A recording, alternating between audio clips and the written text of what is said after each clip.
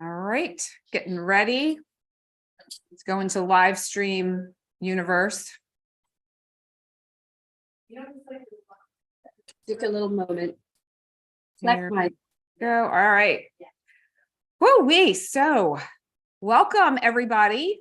Madelaine Parker and Amalia Natalio bringing you this Moon Cycles Cosmic Chat, talking about the full moon in Aquarius.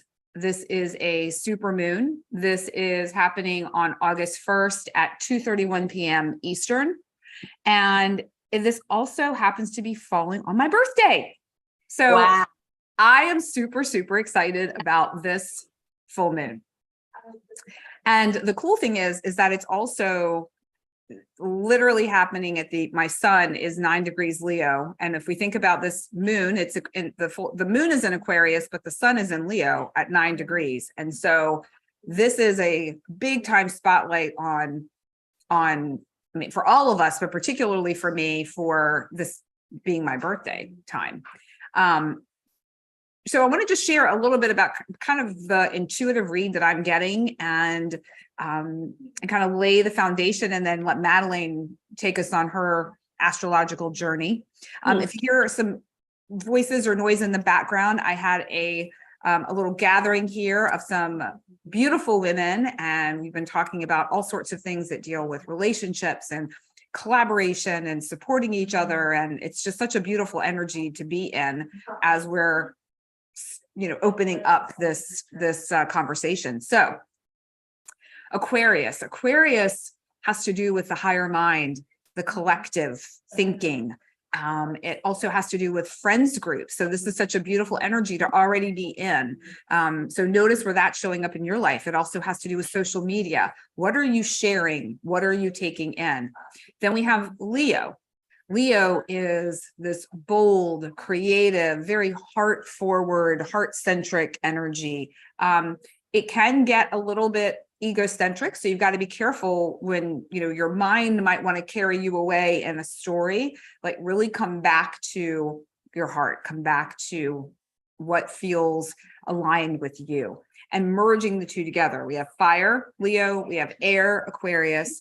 And when you have these two, if you think about fanning the flames in a way, what flames are you fanning? Are you fanning flames of your soul mission, of a divine partnership or relationship?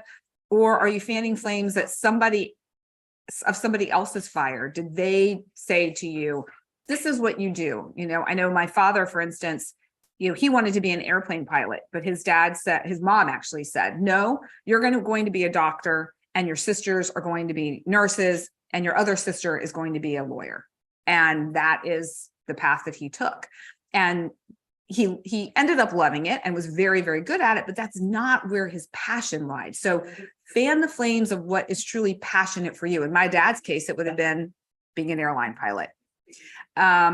So this period of time too is highlighting choices that you've made already.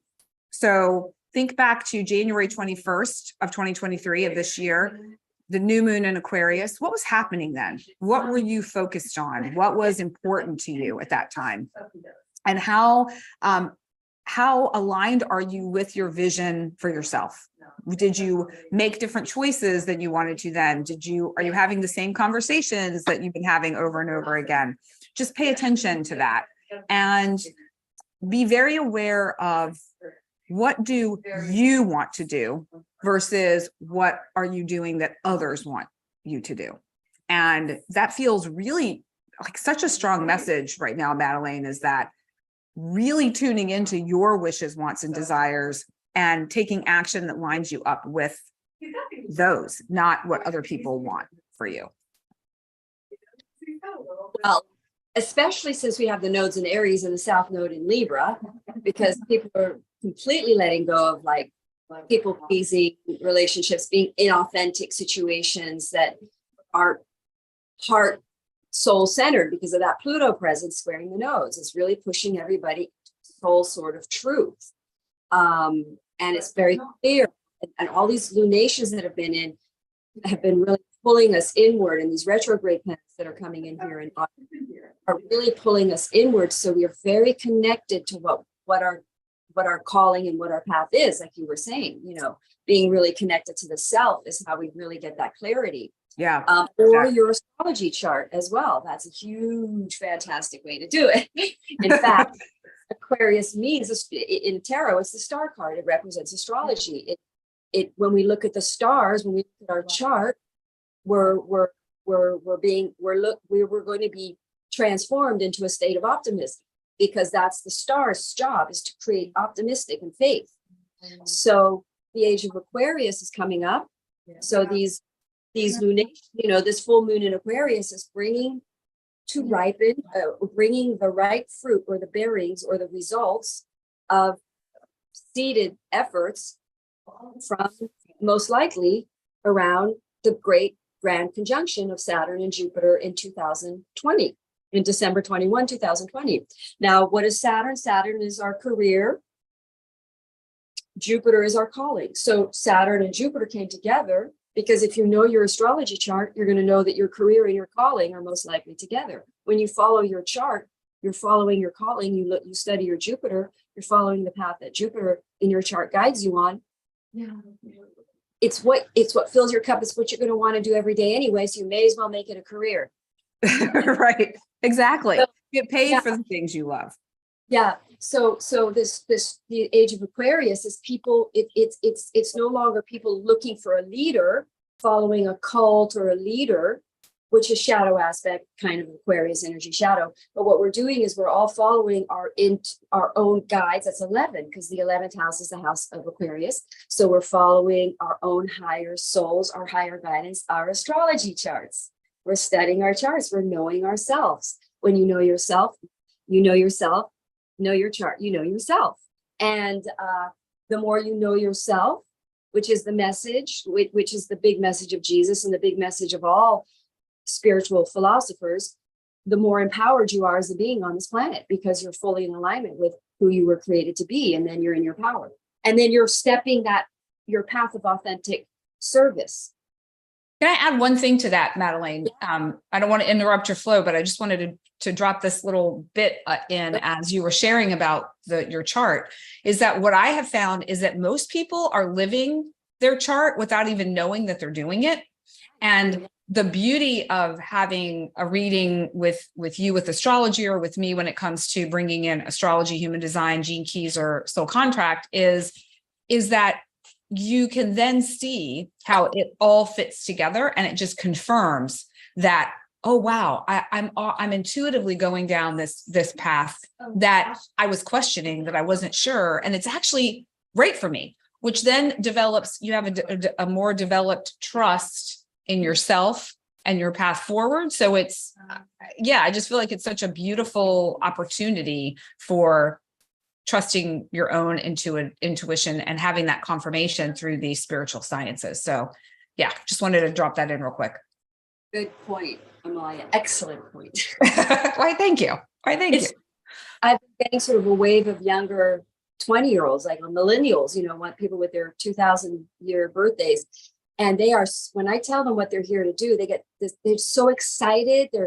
It's like we're supposed to feel excited about our lives. And this younger group that are waking up to astrology are so lucky, because they're waking up to their highest path earlier in life, And astrology helps you onto your higher path, and it helps you recognize your shadow that you're operating in, that you don't understand why you're operating in the shadow aspect. But when you understand that you're playing out the shadow aspects of that sign, you can make that conscious shift, and then you create a better experience for yourself, better outcomes.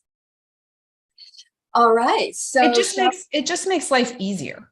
It's like we feel like in this density of this earthly experience, it's like, oh my gosh, it's just so hard. It's so hard. And really, if you can see in the moment, like the path or the plan that you set forth for yourself, and realize, okay, this is what I'm dealing with in this period of time, but I can make this choice, and that might be challenging, but it will move me through this a lot more quickly, a lot more seamlessly and easefully and gracefully. And that's, I think, where the beauty of these cosmic chats are, is that people can then see the story with your sun, moon, and rising sign that's going to unfold for you in the next couple of weeks. Sorry. Yeah, you're right. And you understand what's going on. You have a sort of understanding, right? Yeah. Sorry. Yeah, exactly. So anyway, let me make you a co-host so that you can share the screen. Well, this full moon, by the way, is ruled by Uranus and Saturn. And so anybody that has Uranus on any planets that they hold right now, their life is completely changing. And again, this is where astrology helps, because a lot of people, especially Saturn ruled people, really like to script out life and really make it all a certain way. And they think they can script everything out. Well, Uranus is like out of the blue. It breaks that whole script, or that whole, like you were thinking, that rigid mind. Aquarius is out of the box thinking, out of the rut, shake up, that we have to do in order to create the changes. Otherwise, the changes don't really, it's how the changes occur. And then we become liberated. There's this buildup, and then we're liberated, So so for Saturn people, like the Saturn ruled people are the Capricorn people. So the Capricorns who've had like a bit of a rough go for a hot minute, I feel like this is going to shake them up just a little bit more, but that's not a bad thing. It's kind of like that final clean out, it's important polishing. How about that? We'll say it's a polishing. Yeah, in fact, this one person is their job is completely fallen down. Everything's crashing. In fact, I was doing a reading for her, and her 7th house had Uranus in it, which meant her husband's life was completely changing, and his whole work situation was completely coming down. But that was because he wasn't in alignment with his soul's calling, and that is happening right now. So if you're out of alignment, and that's where astrology helps you understand. And so I was able to help her understand what the bigger picture was. And it's awesome, because he's liberated from a situation he was not happy in. That's why it wasn't stable. Anything you're not happy in is not stable. It's going to come kaboomba. Uranus is going to shake it.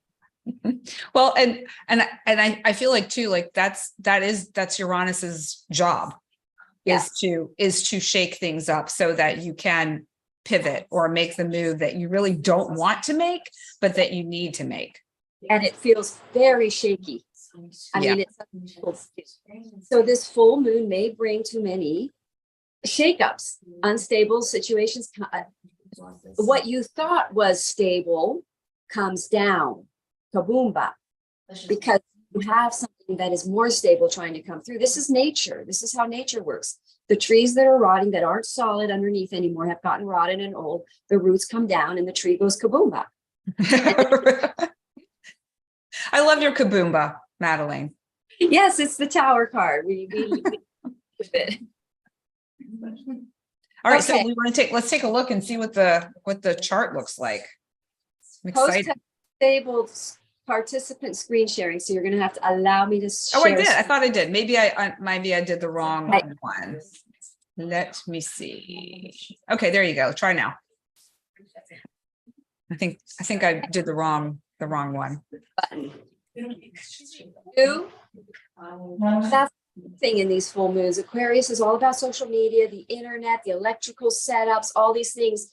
So, I've had some challenges during Aquarian and Leo situations in my internet stuff. So if you have unstable situation, it might show itself now to be improved upon.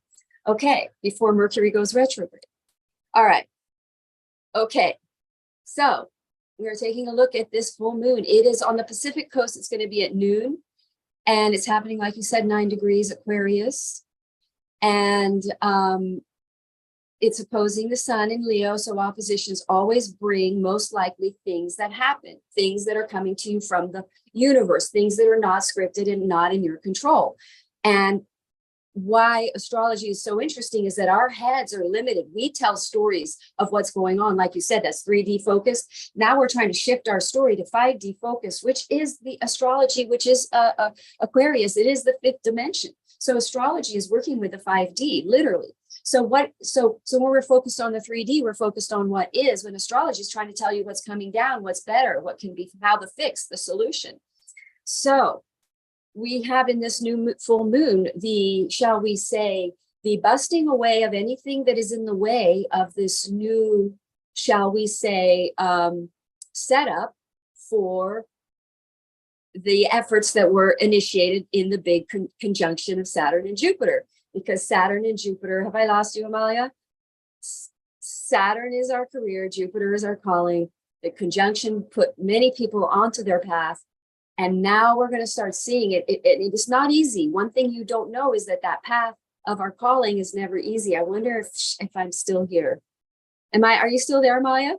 Yeah, I'm sorry. I exited for one quick second because I had, like I was saying before, the girlfriends that were here, there was some stuff. I was just trying to make sure everybody was taken care of.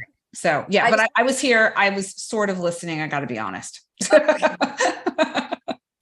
But everyone that's live and everyone that's here, they got the gist. So I'm with you now. I wasn't sure if I was just like, should wait or not. Okay. Yeah, we're good. We're good. Keep going.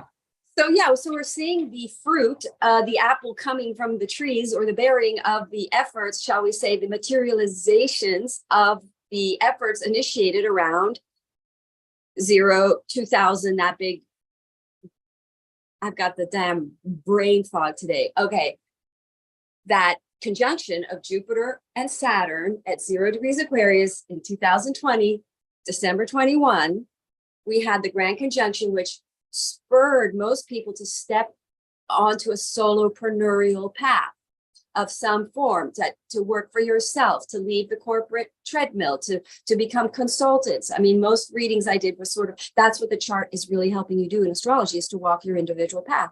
That's the Aquarian energy, where we're all independents, walking in alignment with higher will, higher divine calling.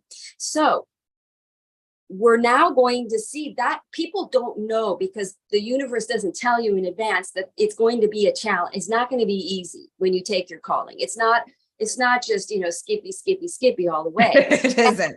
Oh boy. No, it's not. So if you knew all the hardships ahead, you probably wouldn't do it. So now with this full moon, you're going to see the results of something your ego mind could not perceive. Your ego mind saw as being not succeeding, not happening, not coming. You can't see the seated underneath the roots that were sprouting. Aquarian is a fixed energy, the deep roots. The roots sprout first before you see the results. These lunations show you the bush, show you the creation, show you the results. The other piece of that too, Madelaine, I'm sorry to interrupt you, is that it's like screaming at me, which is why I'm feeling like I have to jump in, is that when we get caught up in our conscious thought, egoic thought, that we are so limited.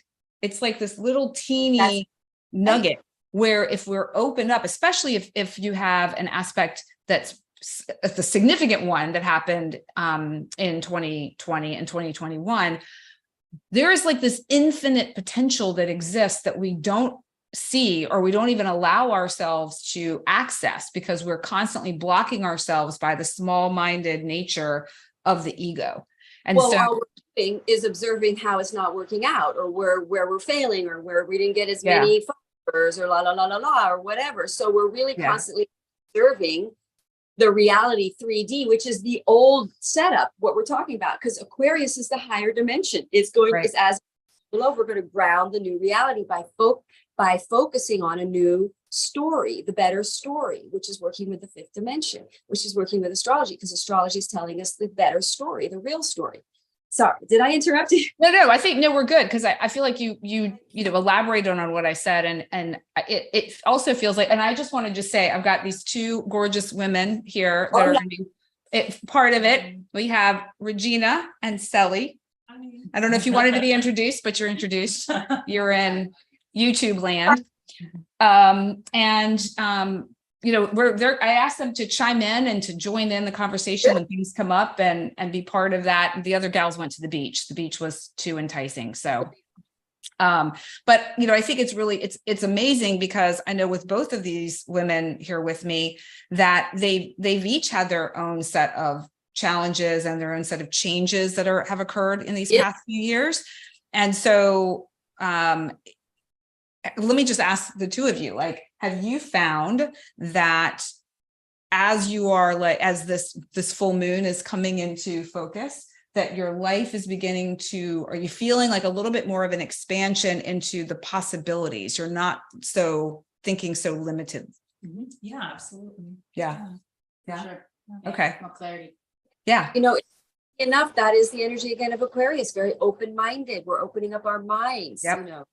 And we're going to get into that in all of this, because we have Saturn in Pisces in retrograde opposing Mercury in Virgo conjoining Mars. So Mercury is in a very strong position. So what we're doing is we're because Saturn represents the old thinking. It's in retrograde. It's what we may have thought, what was the old structure, the old paradigm is kind of crumbling kind of down. And we're opening up to new perspectives, new thoughts. And there's sort of an opposition here between these two things, the old world and the new world, the new thinking. And so out of the Aquarian galvanizing, because, you could look at the Saturn representing the government, where we have this polarized thinking going on. Well, I have a feeling we're becoming more and more galvanized, because that's the energy of Aquarius. We're evolving into the energy of Aquarius, where we're seeing more people coming to galvanizing situations, things happening in the world that pull us all together, both sides. Well, and that's too, I feel like what's happening also is that people are getting tired of the constant fighting, the conflict and all of this, and it's bringing more people together for, what side of politics you believe in, who cares, Right. Yeah. But even like today, this gathering, it's, it was all women. And I feel like that's also a really beautiful thing. Women coming together to support each other, to collaborate with each other, versus some of that older energy of, oh, okay, there's only this small piece of pie for all of us women to share. And so I'm going to grab mine and keep it from you. And I'm been so in awe of the women that I've come in contact with in the past 2, 3, 4 years that are so generous and loving and kind-hearted and willing to help you. And even if we're in similar industries or do similar things, there's the energy that I bring that is mine and the energy that they bring that's theirs. And there's plenty for everyone, and just supporting each other. Because Aquarian energy is people pulling together, and women are really finding their power more connected in groups and in retreat centers, and coming in together and really opening up and really talking and really sort of finding out, because when you meet with a group, you find out there's a big common problem in society, and it comes out. Well, has a lot to do with sexual assault and things like that. And these come out, and then women are seeing, wow, how are we being victims and contributing to our own lack of empowered selves? How is the feminine? So these women are coming together and empowering each other by finding our collective karmic victim mentality, or how we're creating our own unempowered experiences. So women galvanizing together is going to be a big source of power in the planet. That's happening. It's happening already. Women are really galvanizing together. And when that happens, this is when the earth changes. Women actually make the big changes. Well, I feel like it's happening. I feel like it's happening already. Yes. And we were talking about this earlier too, that a lot of the energetics have already occurred. It's just that we're not experiencing it yet in the density of this earthly experience. But from an energetic perspective, it's done. And now we're like beginning to take physical action in these messages that a lot of us have been receiving for a while now, and gathering and talking about relationships and how we show up within the male-female dynamic within relationships, and how we show up for each other, and graciously and generously sharing the gifts that we have with others, not just women, but I'm just speaking to, for instance, this, today. Yes. And many women, and again, men too, hold very powerful spiritual gifts that have been oppressed, that are psychologically stabilizing for people, psychics and spiritual practitioners that in society have been called witches, or all these negative things, that were very powerful healers and shamans, and we're all sort of waking up to working with the higher realms, and a form of collective spiritualism because abundance is not all material. Abundance is the partnership between the ethereal and the material. So we're waking up to our true source of abundance is working with the ethereal and working with that so that we then have a vision consciously of what the story is, we then consciously are able to take actions that align with it, that cause rapid materialization. Then we're in alignment. And when we're in alignment with the universe, with what we're materializing, it's extremely rapid abundance. It's supported. So I bet people will love that word rapid abundance. Yeah. Like you see it in nature. When the conditions are right. Yeah. Boom. Yep. There you have it. So did you want to share anything else about the chart itself, or do you want to jump into to Aries?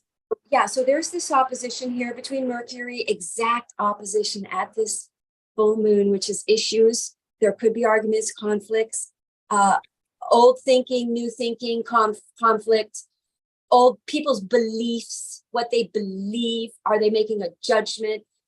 Potentially, it's rigid thinking based on some sort of old thinking that may have been, it's an old generation, past generations, what our parents were sort of trained to think. Are we thinking that way and causing barriers to new advancements, new thinking, new progress? Okay. So, and Aquarius is the energy of progress in the future. So that's just to talk about that. We do have Venus in retrograde. Mercury will go into retrograde, but Venus is in retrograde, going back close to the sun here. So that's an interesting energy for the whole full moon because it's in the same sign as the sun.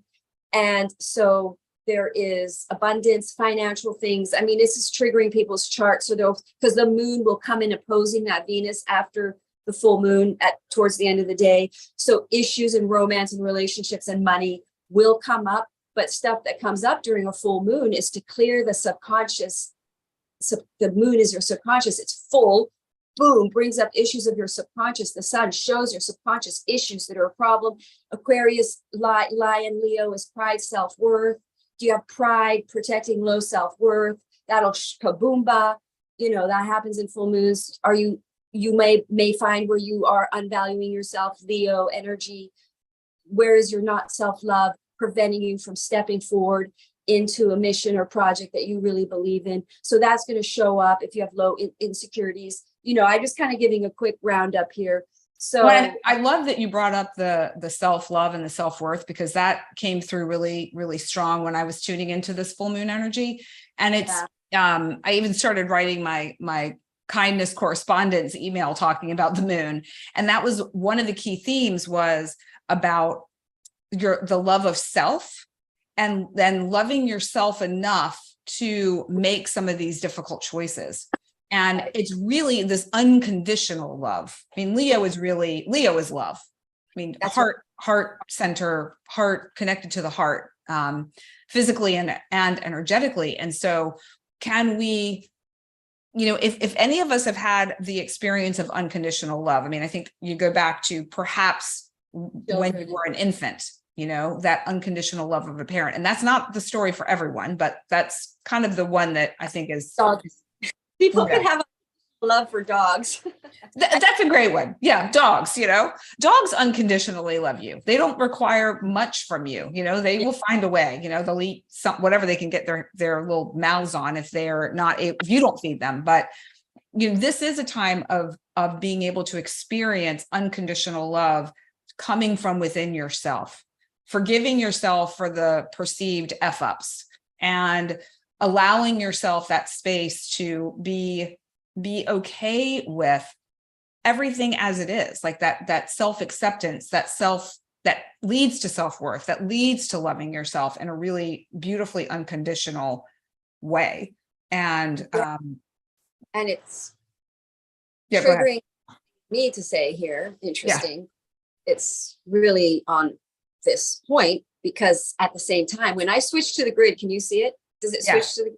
Yeah, let me make sure that everybody can see that online also. So you see how there's a square to this full moon is squaring Jupiter.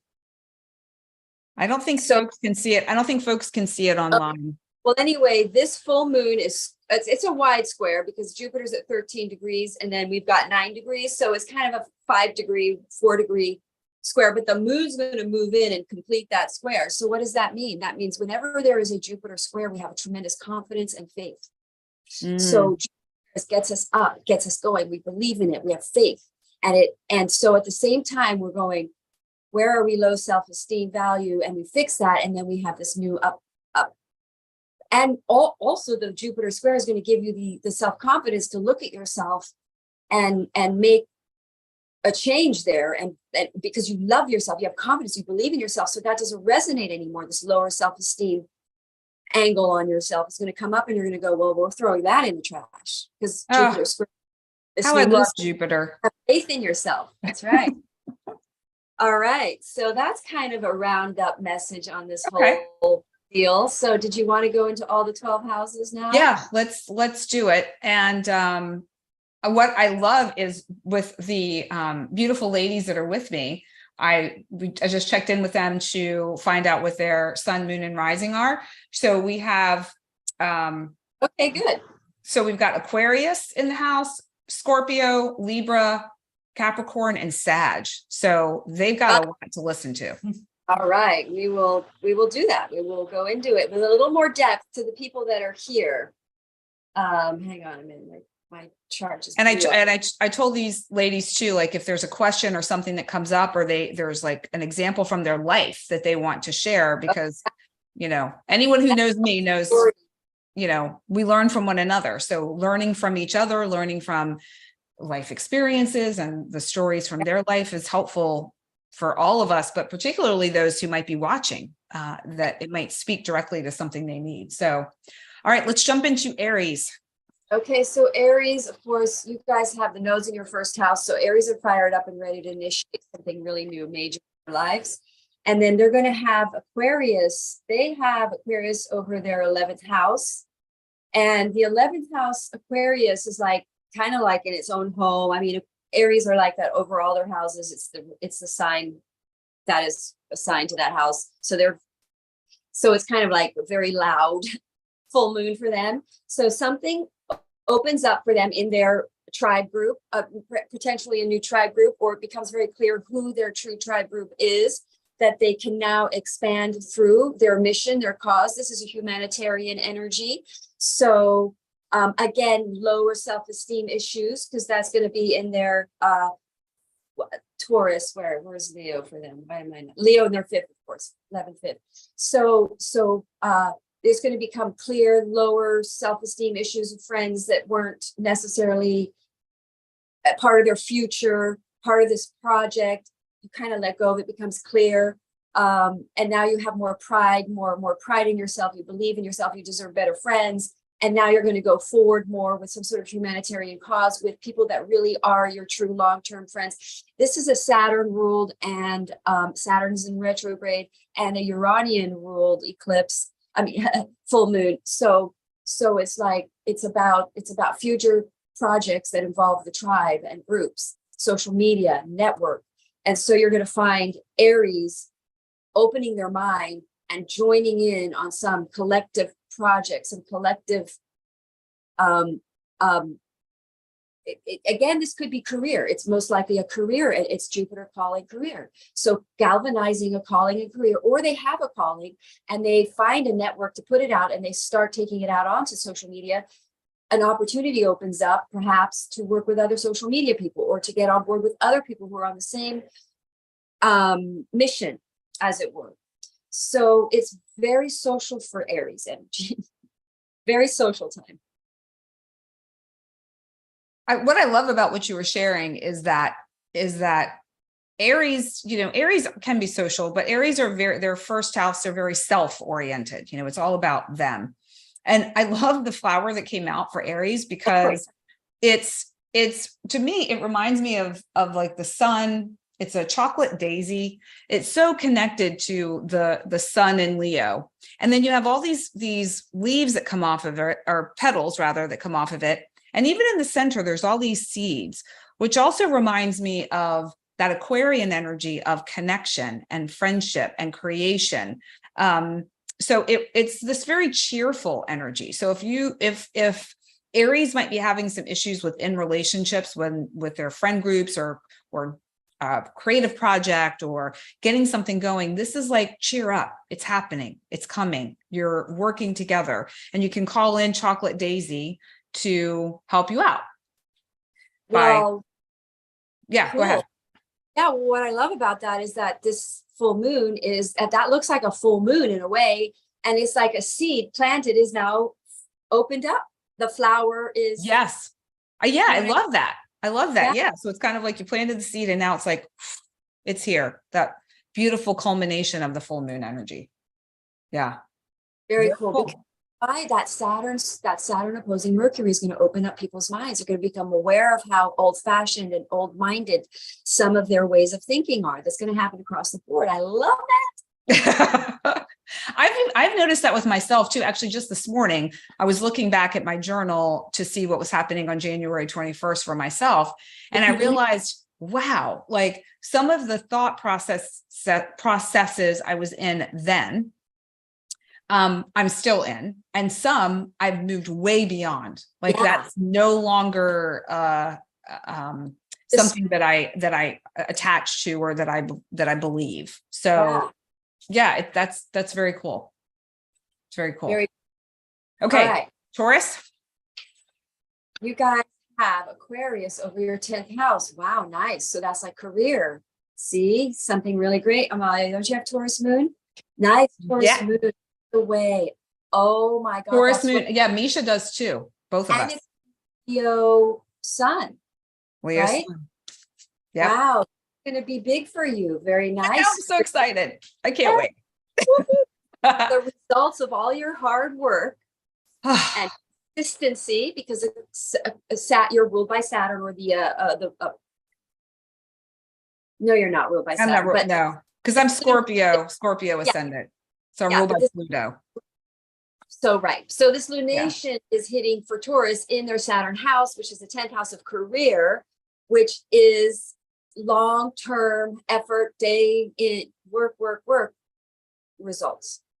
And Madelaine, you know, and actually most people that are watching know, I've been busting my ass.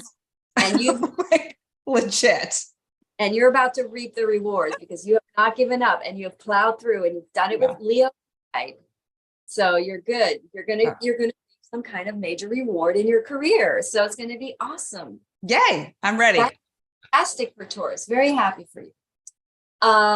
Anything else I should quickly say about Taurus? Aries is in your 12th, so you may do a lot of traveling, cross-cultural traveling, or for the next 18 months with the nose there, you're going to go deep into some sort of study or introspective study. When I had the nose in my 12th house, I was on my land. I kind of escaped in my land and did a lot of, I don't know. I mean, it was just a very deep internal experience. So, prepared me for everything coming up that's been happening ever since. But anyway, so let's just focus on the Aquarius and Leo house. So that's, so you've got Leo in your 4th house, by the way. That's really great. So you've got the full moon in your 4th. Wow. For Taurus. So that's good news for beings, knowing where you want to live, things become clear. The mission, you're going to understand why you haven't moved until now. It was so that this would align. There's a reason for that. You know, you're going to see, because mission was kind of opening up. Now your mind was not capable of fully comprehending what was really coming down this pipeline. Now definitely was not. Yeah, my mind could not comprehend. No. Now you're going to pushing, resisting, pushing. Yeah, I don't recommend that for anyone, by the way. That's because your mind was telling you a story that it wasn't working. You weren't succeeding on some level. Your mind is observing the struggle of the journey rather than the tractions you're making here. Yeah. Cards, Taurus. So for Taurus, we have the papaya flower. And what I love about this, one of the key themes, can everyone see that? Can you see that okay? Is receptivity. I mean, this is what's happening right now, is like, get ready to receive. This is the time. And gentle is powerful. So similarly to what I was just saying about that pushing energy, it's this more feminine, gentle. Yeah. What were you saying, Madelaine? Well, that's kind of shadow Saturn energy. So when you have faith, that goes away. Do you know what I mean? Yeah. Yeah. Yeah. Yeah, definitely. Definitely. But that can be challenging for people. Very. Yeah. Believe Because me. you don't see it. And It's even very hard. and I mean, listen, you and I both play in this playground of spiritual science every day. And there's a lot of times when I'm like, I don't see it. Like I see that this is the potential, but I have no indication that that is actually happening. And I am terrified. Seriously terrified. Yeah. I know. Believe me, yes. That's why the cards say the same thing every day. It's coming. It's happening. It's happening. Yeah. Stay the course. Have faith. So yeah. So the papaya flower, and just so everyone knows too, I am using the Flower Evolution deck by Katie Hess of LOTUSWEI. I highly recommend any of their elixirs or serums to help support you, and just do a search on the flower that comes up for your sun, moon, or rising. Or just call in the spirit of the plant to be with you based on, just call in papaya flower, bring your gentleness and receptivity into my life. I'm ready to receive, I mean, literally something as simple as that can really cause a shift, create a shift, and help you get through some challenging times that may show up for you. So yeah. Nice. Cool. All right. Gemini. Yes, Gemini, you guys have Aquarius in your 9th house. So you're having a full moon in your 9th house. Talk about mind opening. Boy, your mind's just going to go boom. Aquarius energy is out of the blue. It is shock and awe energy. It's the Tower card in the tarot. So, their minds may just be suddenly, surprisingly opened up around something, and it's going to be potentially spiritual. They may have major spiritual awakenings, or they have a complete mind shift around spiritualism, or they have a big connection to something about themselves and their soul. They suddenly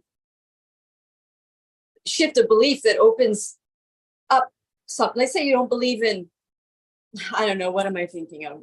God, now I'm blanking, but something you just don't believe in, that's stopping you from doing something that you truly desire in your soul, opens up, and then you do it, and it is your path. And again, it could be something, and also this is the fruition potentially of plans or ideas you had around 2020, the big conjunction, and now and it would have been around travel, because it would have hit, that big conjunction happened in everybody's chart in the same house that this full moon is happening in. So that the full moon is going to bring some sort of potential group project around traveling, or internet or social media traveling, that you perhaps you go on a travel spree and you start reporting about spirituality around the world, and it shows everybody there's a common denominator in spiritualism, and it brings people together. Or there is a new belief you have to go forward and serve humanity in some way that's in a spiritual mission, because you realize you're a spiritual being more than a material being, and you want to step into your calling more because it spiritually fulfills you. By the way, these are the kind of your Aquarian calling fills your cup. I mean, you are happy. So maybe there's that opens up to an adventure, because the 9th house is all about adventures. You open your mind, so you go on adventures. Perhaps you've had a rigid idea about a certain country, and you would never go there. And now you see, wow, I've just been really narrow-minded. I should definitely check it out. I'm going to have a spiritual experience there, And then the sun is in your 3rd house, Leo, and we've got that Saturn Mercury opposition. So you're going to have an opinion shift in your opinion. You're probably going to tell people about it. You're going to have a revelation. And it could be that you start opening your mind about other cultures, or you suddenly become interested in other cultures, or some sort of other cultural experience comes into your life, because the 9th house is other cultures as well, which is all art, can be arts. Maybe you decide to sort of focus on cross-cultural arts, and you're pulling them together and create a website or internet feed on cross-cultural arts or something. Anyway, hopefully but Geminis it's all very mental for them, because they're ruled by Mercury, and they've got Mercury in their sign, and it's opposing Saturn. So old-fashioned rigid thoughts are going to go, here's my word, kaboomba. Kaboomba. Is that energy. It's like, out of the blue. So, all right. I don't know if everyone noticed while you were sharing about Gemini, I was shuffling almost that entire time. And I was like, what's going on? Like the cards did not want Really? to reveal themselves until the very end. And the flower for Gemini is the rose. And what I find so interesting about this is when I think Gemini, I think twins, I think dual-minded, I think this mind that can go either way. Like, oh yeah, I see your point of view there, but I also see this point of view. And I could maybe go this way, but I also go that way. Or no, that's absolutely wrong. This is the way it goes. Or, any variation thereof. And the rose is, it's like the highest vibrational flower. It is one that connects with unconditional love. So if we're talking about Gemini, and one of the message here is also to nurture yourself. So when I think about this in terms of Gemini and what's happening for them with this like higher mind, higher thinking, is to nurture that process and don't feel like you have to have an answer. Don't feel like you need to know. Just be very open to whatever messages might want to trickle in. Allow them to be there in a very loving way, very open-minded way, and then see what's revealed as time goes on, because the information that's coming in now is going to be really important for you later, but you're not necessarily going to know or understand what's coming through now, if that makes sense. That does make sense. Yeah. Yeah. That is very interesting because our minds, like we say, are limited. We don't know the full story. Our minds are only stuck on what's been and what is. It's hard to. Right. Nice. Exactly. All right. So Cancer, you guys, us guys, ladies, us ladies as well. Aquarius is in your 8th house. Ooh, I think this is going to be good for Cancer because it means some sort of culmination of joint financing projects. It's a good money house. Also could reveal fears. The thing about 8th house placements is there can be a lot of deep subconscious fears around financing and survival. So when you have a full moon in that house, it can show you, you can maybe lose money somehow, or something can happen that really scares you. And then you discover you land on your feet, and then something really abundant comes in. And the reason that happens was you let go energetic on money. Because sometimes we get too penny-pinchy energy on money and it can block the flow of abundance. So sometimes it come in and show you that you're being too penny-pinchy or too tight or too holding on. And you you screw up and you accidentally charge something for a hotel room, you can't get the money back and you lose $500. I mean, that's kind of the thing that happens on on these full moons. And you say, oh, I just lost money, and you're upset about it. But then it made you just go, oh, well. And that, oh, well, suddenly opened you up for more abundance, and you stopped that energy was blocking. So Aquarian full moons can kind of open that up for you by some sort of like fear connection. You come in contact with a latent fear you're not clearing, which is blocking your abundance. Our subconscious is what attracts our abundance, is our subconscious. Our feminine, the feminine is the true attractor, which is our subconscious state. So astrology is always trying to shift our internal and external. When planets go retrograde, we're shifting internally more.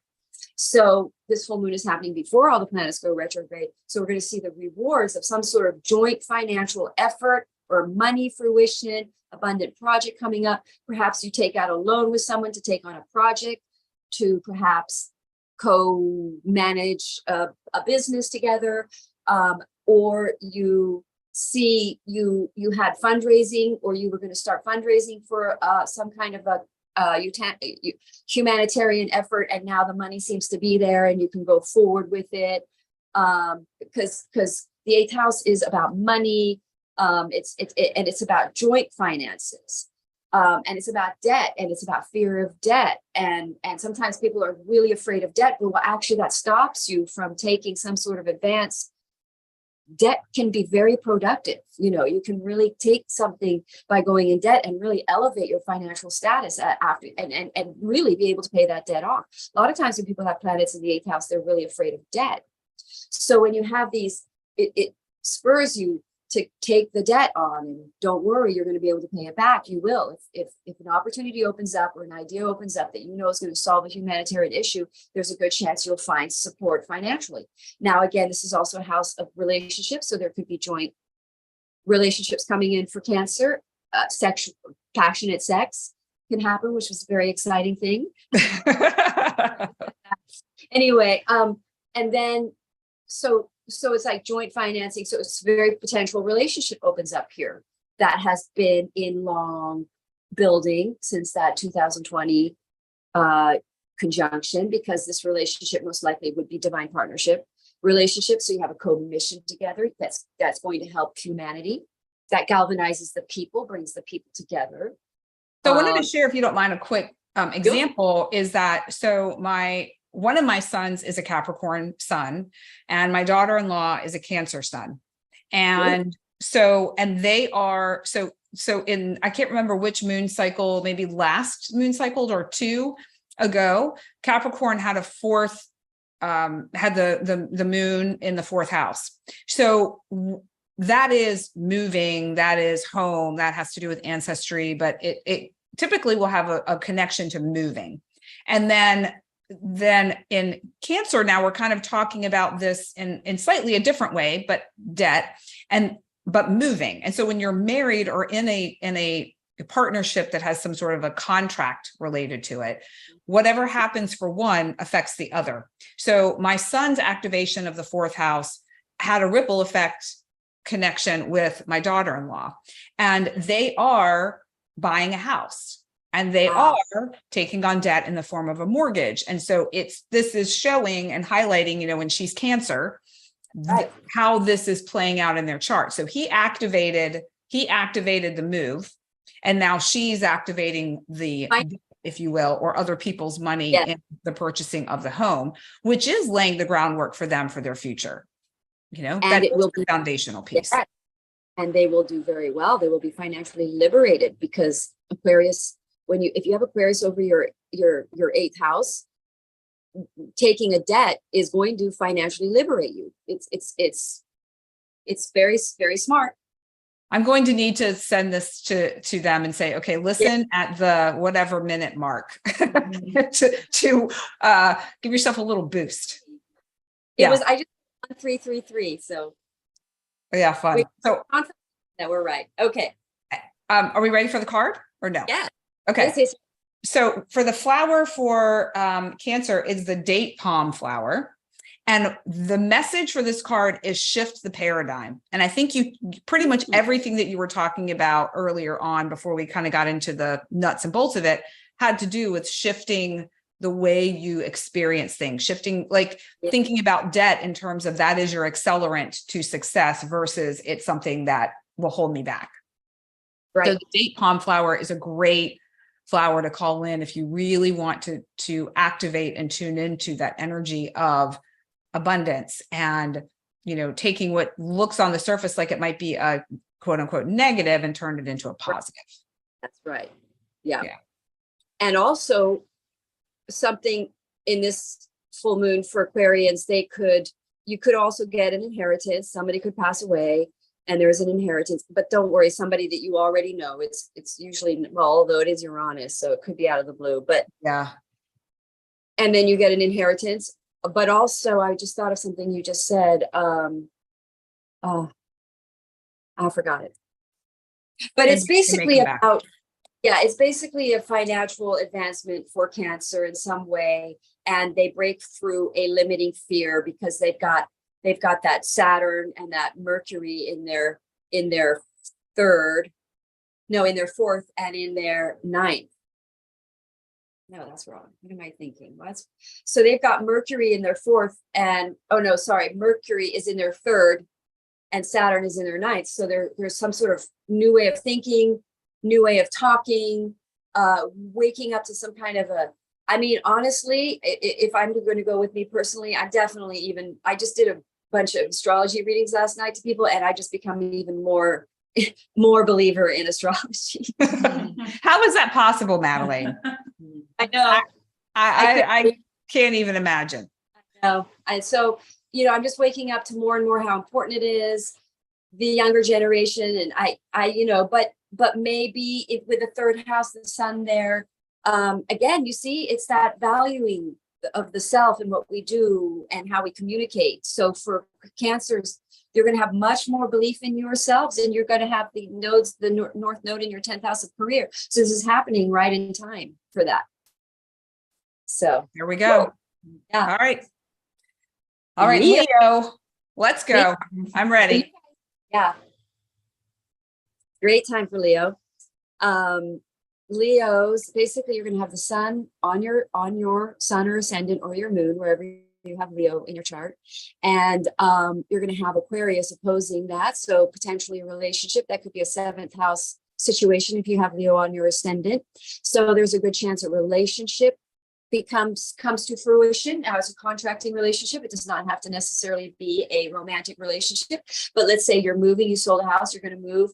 Then maybe you are going to sign a contract with a real estate agent and they're a 7th house relationship.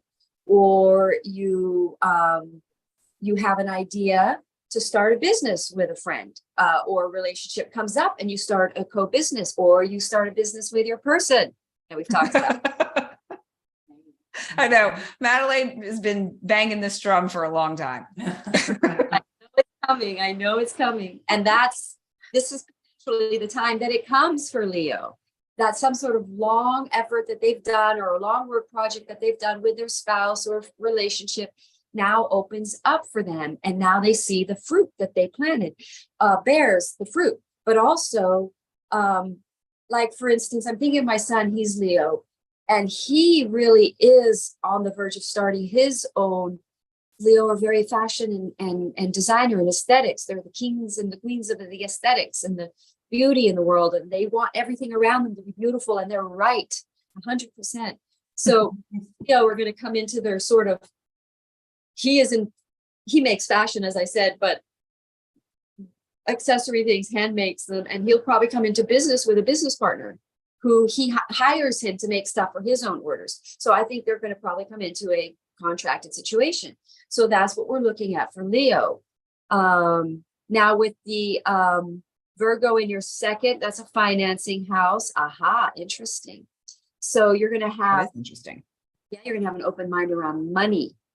And you're going to have talk about the 8th house, because you're going to have, what do you have? Leo in your 8th. See, you're going to have Saturn in your 8th. So my is probably afraid of debt and self-restricting on debt. Well, I got in debt when I had Saturn in my 8th, and it all worked out.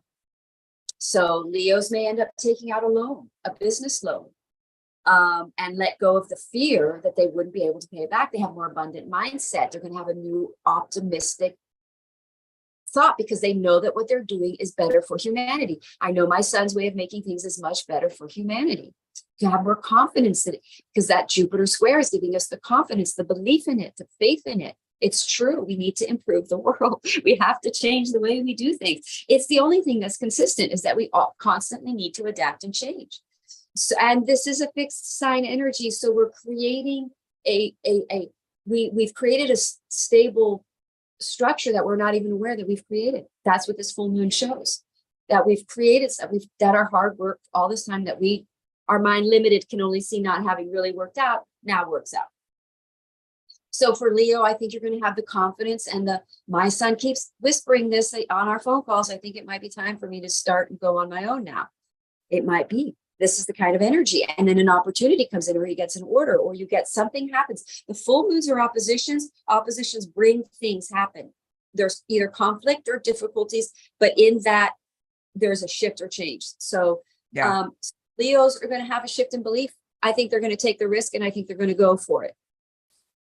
Go for it. I feel like I have been. I feel like I have been going for it. Maybe I'll just do like the next level going for it. But your guy, because it's in your relationship house. So something you haven't gone for involving him is what I'm saying. Yes, you have gone for, and yes, most Leos are always going for things because that's their fire energy anyway. Yeah. But they're going to go for the risk, the thing they've been afraid to do, the thing they've been holding back, the fear of that going into debt or fear of something. You're going to take some sort of risk leap of faith. Interesting. I'm excited to see what that is. I mean, I have a couple of ideas, but it should show itself. Yeah. And I'm excited to see how they unfold. I can feel my mind wanting to put a story there and to go, oh, well, this, then that, then this, then that, then this, then that. And I'm like, no, stop. Just let it. It's fine to do that because you're opening your mind to all the possibilities. And as you do that, you may land on it and it may ring like, I think that's what it is. And then now you're consciously aligned with it. So have fun with it. Absolutely. I like that. Yeah, the mind stops us when we're thinking of what it can't be. It can't be or can't do this. It's just the way it is now. This is the way things are. They don't change. We're looking at all the you want to anticipate being in. That's a very abundant state to be in. It's masculine energy, positive masculine energy anticipates the arrival of abundance all the time. Without attachment. So that's the key piece. That's it's like, have these ideas, but don't grab onto one and go, oh, that's the one. That's right. Yeah. Ooh, wouldn't it be exciting if that's the one? It could be that. Yeah. But it could be this. It could be this. Or this, or this, or this, or this. But what it is going to be is exciting, and you're going to love it. And you're going to be inspired by it because Aries is in the energies. The nodes are in the energies of Aries, which means we're very excited and inspired to initiate these. Wow. Misha has no idea what he's getting himself into. Yeah. No idea. No idea. So I freaking love this card for Leo, the Fire Star Orchid. I mean, hello, fire, star. Hello. It's like, I think it's like mic drop right there. So I don't even need to talk about it. But this has to do with wild creativity and thinking outside the box. I mean, that's Aquarian energy at its finest, and wild creativity is Leo. So it's on point. I don't know that I need to say anything more about it. Just any Leos out there, just really take this card in. I am absolutely going. I wonder if this is in Hawaii, which is where my guy and I are going. I'm curious. I'm gonna look around for this flower because it may just be there. Well, I love how these flowers bring in the thing I skipped out on and didn't say, which was the Leo energy is all about creativity. And this thing you're going to be doing is creative self-expression. Ah, okay. You're going to be inspired because your MC is Leo. I know that about you. And this is what I've been trying to explain to you. Well, you've understood, but this is what I keep and saying is that you want to be really inspired and excited. That's when you're on your right path. You feel it. You're inspired. And that's when you're on fire. That's when you're in the right energy field of your MC. Right. And that's when for you. Okay. Hot diggity damn. All right. Virgo. So you guys have Mercury in your first house and you have this Saturn in your seventh. So potential relationship clashes, potential relationship split ups, potential arguments and belief conflicts, but Mercury's going to win. Mercury's in its own sign. The old way of seeing it. Maybe you're in a relationship with your husband and your husband's really old fashioned, really rigid about some sort of belief.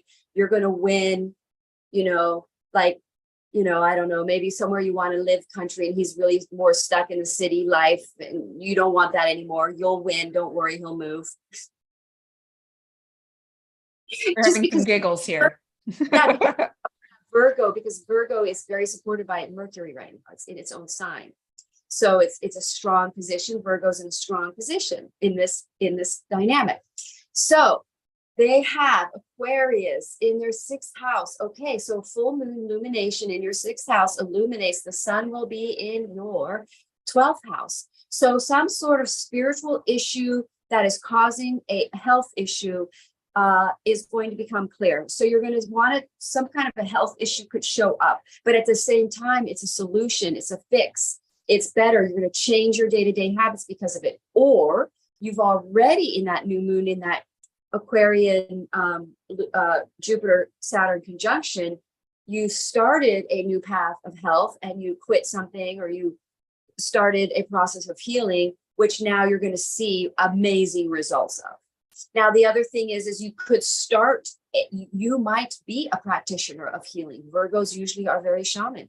They usually have MC in Taurus, super earthy health energy. Virgo is the purifier, the energy of the pure virgin, purifying sickness. The sixth house is the house of disease. So this is most Virgos don't know, but in their past lives, they would have been sort of shaman, healer, medicine types. So if you've got Aquarius over your full moon, there's a good chance you are here to step into a healing practice for the collective, that helps the health of the general collective. Maybe you go start an internet or a social media site, you galvanize people on some sort of unilateral health solution that really everyone can get behind. That's, whatever side of the political arena you're on. This galvanizes both sides. And it's an opportunity showing up for you. Now it's a work house, so it's going to be career. It's ruled by Saturn. So this is very indicative of a career situation for you opening up. Also a new habit. You have the sun illuminates your sixth house, shows you that you have a habit that's not good for you. Quit it right away, and you see the benefits right away.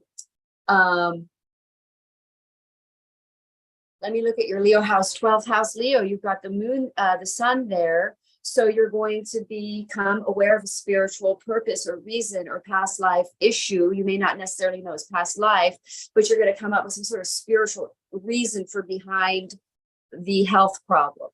You could suddenly wake up to that you feel empty all the time. And so that you do this, you chase relationships so you don't feel empty, because you could have Cancer in your chart or other placements that have that in your chart. And now you realize I'm going to quit chasing this or trying to fill my empty in a way that's not healthy. Could be through sugar and desserts that fill your empty. And you now see that the sun illuminates your 12th house, saying you're running away from your empty. How can you fill your empty with the divine light energy? Okay, go ahead. 2 cards came out for Virgo. And the way I interpreted this card, so we have over here, we have the pink lotus and the bird of paradise. So when you were talking about the 6th and the 12th, it really struck me how when we're talking about the 6th house, it made me think about looking within, being able to access your own inner wisdom on how to navigate your day-to-day, how to navigate crazy work schedules, how to navigate health crises. And then we have the bird of paradise, which has to do, the way I connected it in with the 12th house, the message is to quiet your mind and connection. So, and it's a connection with a higher power, a connection with your own deep inner wisdom, a connection too, when you think about Aquarius, with those around you. So for whatever reason, Virgos really need these 2 messages to take with them. Sally, I think you were saying your sister is a Virgo. My daughter is a Virgo. And so, did you find with your sister, was there any connections that you felt like relate to her life or things that she shared with you, or? Not particularly yet. Okay. But you can see where they might be for sure coming. Okay. Yeah. So 12th house, the cards you picked. It's amazing that going inward spiritual thing. Perfect. Yeah.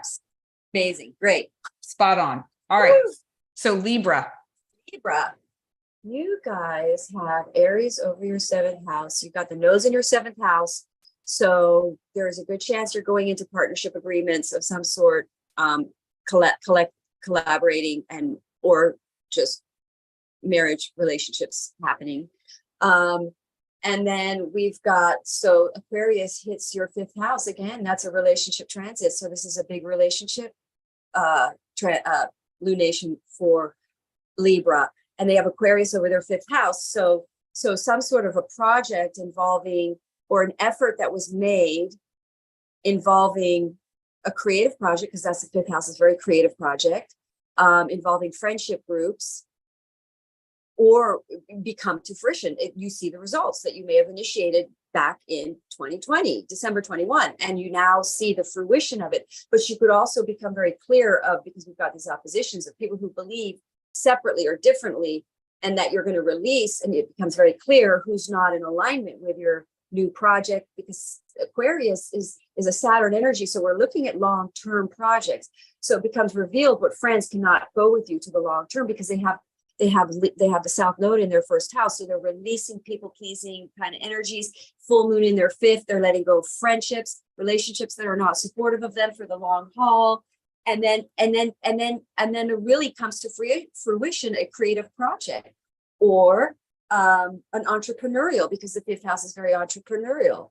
It could be that you meet a whole new friends groups that comes in, and you do then galvanize and do a group project, or you like, let's say you're writing a play because the fifth house is performance. You now meet a whole bunch of actors and actors that are perfect for your play, who can create this project for you.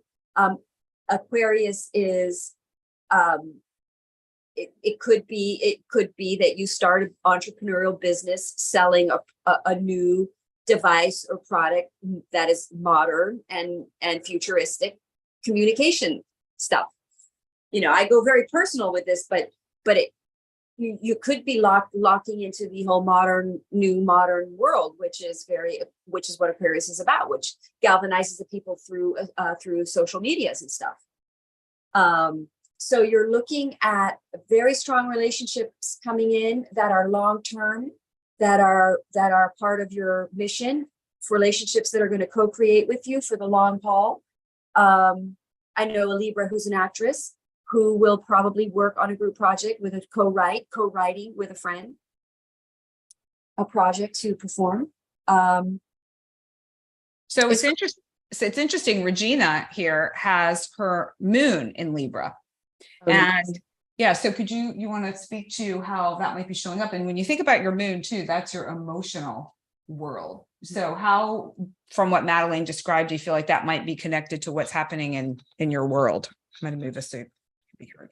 Yeah, I know that's something I've been wanting and craving, is for a partner to show up both in business, so that some of the projects that I've had on, now I wouldn't say on hold, but just Pause. on pause. Thank you. Mhm. I'm ready to reactivate again. And so I've been really calling in the right partnerships to help execute and launch those again. So this is timely, and I'm excited to meet those people. And then of course, partnership in life, you know, Venus, energy, love, romantic. Yes. Welcome that too, when the time is right. And Well, it's been showing up. I'm getting a lot of what I don't want though, noticing like, oh no, that's not what I want next. Thank you. Yeah. No. Discernment. Interesting that you're single right now and you're rising Libras, because this does mean you absolutely have relationships coming in here. This is a very powerful romantic relationship. We have Venus in retrograde. It's a good chance you already know someone. So watch out when you do start a relationship with Venus retrograde. The guy usually goes back to an ex. So you want to wait till Venus is out of retrograde if it's a new person. If it's a past person, and there's a good chance it's possibly a past person. A lot of people meet their person and they go into separation because a lot of divine mates are not quite ready for union, especially in these energies, because we've had Capricorn we've had Pluto in Capricorn, so people are clearing a lot of important karma that is blocking them from their divine mates, from being fearless, clearing fear, relationship choices, and things like that. So Libra have been gone through a lot of that karma clearing, preparing them for their true person. And that's happening within the next 6 months, because we're having Pluto leave Capricorn. So we're wrapping up in the next 6 months, these last sort of layers of karma, everyone in their chart zone. So for Libra, they're very much clearing that energy, and you may be cleared and ready to go here. And this full moon, it's possible that you then become very clear as to who this person is. You may already know them, or you meet them. You could. The other thing too is like Libra and Aries is that the nodes have shifted into your signs. So there's the next 18 months for Libras and Aries, or there's going to be a lot of change and transformation. Some that feels like, okay, yes, and some that you're not going to feel as good about, but all perfect. Yeah. Right, because you're going to have the eclipses for the next 18 months in your first and seventh houses. So relationships that are not right are going to get rattled away. The eclipses, when the nodes are in a certain sign, the eclipses happen then. And so for the next 18 months, you're going to be rattled around in your relationship and self-house. So your identity versus relationship. Who am I? Who do I fake myself to be to hold a relationship? Do I hold on, and by being dishonest and being someone different than who I really am, so that it holds the relationship? Where am I trying to control relationships? All that stuff. So you're letting go, and you're allowing the divine, unscripted, true, heart-centered relationships. Libra are very mind people. So they got to go with their heart. It's very hard for Libras to do that, to completely intuitively connect with the heart, which is why you've probably met the person, because you're Libra. Say that last part again. It's probably why you've met the person. So you definitely recommend you go back and watch the replay of this to take it all in. And I want to share we have another goddess that joined us. We have Allie. Allie's coming in. She's saying hi. Looks like she got the sun too. Yeah. So, and Allie, I need to find out what your sun, moon, and rising are. I'm Scorpio sun, Okay. moon, Aries moon, Aries moon. and Libra rising. Oh, so you need to go back and watch the replay because we just talked about Libra. We're wrapping up Libra now. Okay. Feel free to grab a chair from the other room if you want to, so you don't have to, Okay. whatever you want. So the flower for Libra is yarrow. This is an activation of like a recharging of the batteries. And you were talking about, this Aquarius energy has to do with the digital world, internet, social media, those sorts of like social sorts of methods of communication. But for Libra, maybe it's the message is do a digital detox. Mm-hmm. So maybe it's about time to step away from that facet of Aquarian energy. Go in, like you were talking about the heart, go in, maybe tune more into that Leo energy of that heart-centeredness, and then you can go back out. But maybe just a little slight shift. Laugh because Venus is in retrograde and Venus is a ruling planet and it's all about going inwards. So I just had to stop you there. Hysterical that you were saying that. Go ahead. Sorry. It's perfect. So yarrow, you Libra ladies, this is a good one for you. And then actually this one, we had two cards come out, but I feel like this looks a little bit like Leo, just in the orange and the yellow and the red. It's that like fiery, fierce energy. Activate spontaneity, and the message is spice up your life. And I feel like this particularly related to Regina. So I want you to read that card. Okay. I feel like that came out for her specifically. Yeah. Well, yeah. So interesting is that Leo over Libra is their 11th house. So you're looking at the 11th house Leo sun there, partying, who is a friends group, fun time, social. Hello. Yeah. Meeting new tribe, meeting new groups, seeing actually the sun illuminates who a new tribe is, and it's kind of a party, fun time energy. So that's pretty good. Yeah. Good stuff. Okay. So Scorpio, I think we have Scorpio sun here with Allie. I'm a Scorpio ascendant and Sally is a Scorpio sun. So yeah, let's bring on the Scorpio.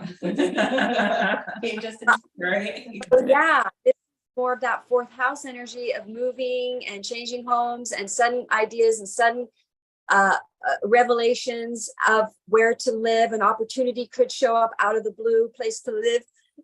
And remember that Saturn Mercury opposition, it may open your mind. It may be in an area you normally wouldn't choose. Your mind would have been too limited to go there. Something opens up around the fourth house that opens your mind. It's an opportunity that's outside the box. But again, this is the result of something that you initiated a while ago. And now you're seeing some sort of answer, clarity around where you want to live, better for your mission. It has to do with cultivating a long-term humanitarian. It's alignment with a humanitarian effort you're on. It's definitely divinely intended, like you move where you're supposed to go for this project, for your path, for what you're here for, your calling. And there's a lineup here with living situations. And then you've got the sun, Leo, in your 11th house. Oh, no, wait, Scorpio. Leo in your 10th house, the sun. Fantastic. Again, this is a career hit for you, Amalia. Fantastic. So you've got the sun there illuminating your true thing, the thing that you didn't think or the thing you didn't see. Career, you're going to see, this is what I've spoken. Madelaine was right. Do you want me to get on here whenever that thing happens and be like, okay, everyone, Madelaine was right. I'm just going to say it here for everyone to hear. I get a text, you were right. And I go, oh, what? So yes, so you're going to see some sort of illumination as to your true, it's right on your MC too. Don't forget, this is great for you. So this is going to be a time of career illumination, career upgrade, which potentially changes your living situation. This is the result of an effort a long time ago. and it's going to be an opportunity that you take, and it's very potentially changing your living situation. Or you just don't spend much time at home for a while. You have Libra in your 12th house. Interesting that you have Libra in your 12th house. You're letting go of being alone, and that means you've got the Aries in your sixth house. So you're going to be very, very busy. Now you're going to have a verbal confrontation against Virgo and Pisces in your 5th and 11th. So there might be creative differences or some kind of an argument involving a creative project or an old belief. Interesting. See, I'm right. Your modesty today is just so Beautiful. amazing. I really like have a big head today. A lot of myself today, don't I? So anyway, you're going to see it's a creative venture between these two houses. It's because you've got your 5th house is Pisces, Saturn is there. So some sort of rigid belief or lack of belief from a Piscean person you might know. This is totally new here to me. Oh my God. So Kind of give a little bit to Amalia. yeah, she's razzing me a little bit, but okay, Allie over here, who you can't see on the floor. Let me see if I can put her. Oh my She's God. like over here. I keep hearing her go, "Oh my gosh." No, because I'm Literally. that's literally my situation because Oh, Hang on. I'm Let me actually put this. moving. I'm actually okay. Okay, there we go. I'm actually moving. Hi, I'm actually moving in a Oh. month. And I've had a situation with a Pisces. Ah. Yeah. So that was like, whoa. Well, and then the other part of this too is it You'll- has. There's, and she'll win. Just let her know she'll win the controversy. She'll probably win. you'll win Sorry. whatever it is with the Okay. Pisces. Okay. Okay. I was just gonna let it go at this point and just move Well, on. That's probably how you win, actually. Yeah, exactly. And the other thing, In your favor, let's put it this Okay. the other aspect too is the ancestry, because I know when you talk about 4th house, it's also clearing like ancestral wounds and this old stuff. Because I know for me, I've been doing a lot of that has been taking place and clearing stuff out. And I know, Allie, for you, like she's made big life changes that have shaken up kind of the way she was raised and how her life was set to go. And she had the courage to make a huge leap and make a change. Fantastic. I'm telling you, these are the energies for taking leaps and risks. You will be rewarded. Fortune favors the brave right now. Yeah, got that, And- Leo. Yeah. I forgot to mention about all the fixed signs. Remember, this is happening in your angular houses. So for fixed signs, their whole lives are changing. Living, identity, career, and relationship. Doesn't mean the relationship ends or changes, but something may restructure in your relationships. You may take on some kind of contract and do a project with them, or join or buy a house together and you sign a contract together. So it's a range of things, of course. So what about you, Sally? Did anything jump out for you with any of that? I'm putting you on the spot. Not yet. But What's her? I mean, the key word is potentially, right? Yeah. But I don't see any changes and I haven't made any changes as of yet. What's your sun sign? What do you know about your chart? What's your rising? You're a Scorpio sun. Scorpio sun. I wrote your rising down. Her rising is Aquarius. Yeah. So this is significant. Oh, well, she just hasn't seen it yet. Yeah. Yeah, exactly. Yet. Yeah, exactly. Yeah, I'll tell you why, because you have Uranus, the planet of Uranus, in the sign of Taurus, squaring what'd you say you were rising? Aquarius. Aquarius. So it's squaring your first house. So all of a sudden, you could suddenly experience some sort of sudden liberation from a situation that you feel sort of trapped in or in a stuck or in a rut. But your life will suddenly sort of take a shake of some sort, which liberates you. It may be in the form of a crisis in this full moon, but I'd have to look at your personal chart to see. But if that's the way it happens, it's creating a change in you that really is important for you, that is going to be happier for the long term. You're going to be liberated from something that you've been doing just sort of out of survival mode. And it then sort of liberates you from that into the more thriving energy. and stepping into that place of self-sovereignty for you. You know, it's first house, it's your first house, which is you. And I feel like too, for Scorpio, having the nodal shifts that took place the past 18 months, you know, a lot of us have been shaken, and maybe some more than others. And then now we're really beginning to feel that, okay, I feel like I'm maybe moving through that, and now we can kind of get our feet underneath us. Yeah. And feel a little more stable and secure. Right. And well, especially because Uranus is still in your fixed house sign. So all the fixed signs are still experiencing sort of radical identity changes, radical relationship changes, radical career shifts, and radical situations. And again, these are out of the blue. And these are opportunities that come in these lunations usually. So, and it's a fixed sign lunation. So it's continuing that eclipse energy. It's kind of in the area of the eclipses because they mostly were from 10 degrees to like 18 or something degrees. Yeah. So really continuing some of the more, shall we say, results of some of those shakeups. But I think this is a stabilizing time now for the fixed signs. I think we're going to see stabilizing coming in, but it's not quite done because Uranus hasn't left Taurus yet. I totally agree with you. I feel like it's on its way to stabilization. We're not there yet, but it's like you can sort of see that light at the end of the tunnel, and it doesn't feel quite so like, oh my gosh, when am I going to be beyond this? When can I feel like I've moved through this already, like enough already?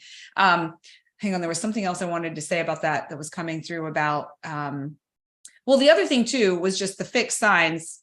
They're fixed. You know, we like what we like. We want it when we want it. And that's it. Like there's no wiggle room there. And we've really been wiggling around a lot. And it's interesting in tarot how the Uranian cards with the Tower card, I think that's a Uranian card. And then the Star card. And those are usually the cards that, like, these fixed energies don't change unless it's like, kaboom. Yeah. Like, well, this is another thing Madelaine does is the clutching and like having the universe like rip your like fingers with your grip. That's so, yes, exactly. And I feel like that's such a fixed sign thing. So the card for Scorpios here, ladies, I'm gonna show you as well, is the bird foot lotus. The message is take charge. And I feel like too with Scorpios, sometimes we sit back for a little while. You know, think about a scorpion, like they will attack, but they sit back and they sit back and they sit back and they sit back. And then there's like the secretiveness and this like kind of keeping things close, not oversharing. Now's the time to take charge. Now's the time to voice, to act, to do, and this activates contentment. So it's almost like in being able to access these parts of ourselves, heart, Leo, being able to think outside the box, Aquarius, and take charge in our lives in some way, we'll feel a sense of contentment and peace around whatever that is. So the bird's foot lotus, I really like this for. Well, it's really, really funny that you're saying this, and I'm holding back the excitement. Don't hold back. But Scorpio is ruled by Mars, and Mars is in very, very strong. Well, Mars is in Virgo right now, but Aries, you know, the nodes are ruled by Mars as well. So it's interesting that you said that for Scorpio, because Aries is also ruled by Mars, is in their sign rulership. So that's very Mars energy read you just did. Very interesting. Let's go. Aries, yeah. Take some action. All right, Sagittarius, you guys have we're going to look at Aquarius is over your third. Is that over the third house? Over the third house, yes. So you might get a new car. Because the third house is vehicle, moving around, local, short distance. You may move locally. You may get a new car. My son is Sagittarius. That's why I said that. He's looking for a car. So he's in the market for a car. So some sort of a vehicle, because the moon is there.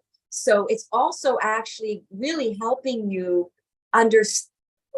some sort of a business or an opportunity or work opportunity that you have initiated, Sagittarius initiated in 2020. Yes, I'm excited. Comes to fruition, third house, communication, ideas. You suddenly start a website. You could start a platform for it. You could start a new business with somebody. Again, you want to look at the full chart to get a real idea of how the third house is playing out here, but it could be a writing project, it could be a small business, or you suddenly become aware of a way of thinking, or an argument resolves. You had an argument with a sibling, it becomes resolved. Sorry. Okay, so you get like an open-minded thing happening, a new communication or ideas come in, new ideas. It's a Gemini house, it's ideas, it's Mercury. So it's like a business ideas, communication. You could get into an argument or a conflict with someone, Leo, in the 9th over beliefs and opinions.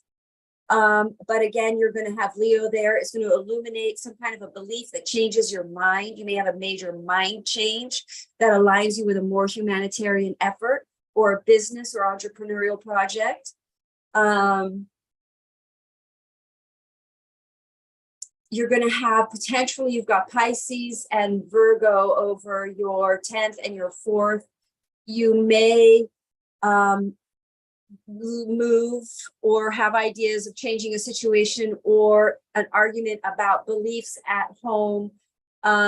So because you've got Virgo up there, and Sagittarius had Virgo over their 10th. Wow. So potentially new ideas come in, conflicts around living and work, but you then, the Virgo, you may find yourself more with a shifting new belief around a work, and shift your career around a little bit here with some sort of new ideas, new opinions. You break out of an old idea that's old fashioned, and you break out to a more modern, futuristic idea or a concept around 9th house. Leo is in your 9th house, traveling, teaching, belief, you suddenly have a much more open, broad-minded about something, or you see you need more pride and belief in yourself, because Leo over the 12th, 9th, you believe in yourself more, so you come out more on your social media platform, you're more communicative, all of that. I love it. And we've got the red clover for Sag. And what I find interesting about this is the intuitive read I was getting on it has to do with energetics of Sag. So this strengthens the energetic field around Sagittarius, and the confrontation and conflict really jumped out at me for Sag, and the ability for them, regardless of the differing beliefs they might have with other people, is to not allow the emotional wave of somebody else affect you.